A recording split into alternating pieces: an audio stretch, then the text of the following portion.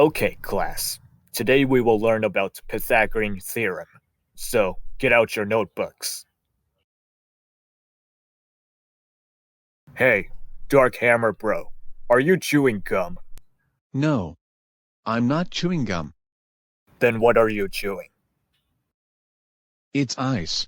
Dark Hammer Bro, enough is enough. That can break your teeth. That's it. Go to the principal's office right now.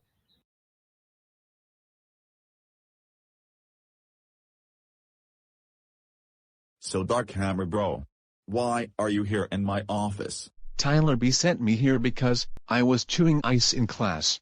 Dark Hammer Bro, you know chewing ice can break your teeth. That's it. You are suspended for 24 days. Go home now. Dark Hammer Bro.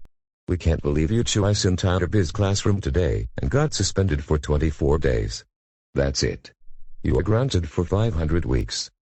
Go upstairs to your room now, and don't ever think about leaving your room until it's dinner time. Or else it's punishment day.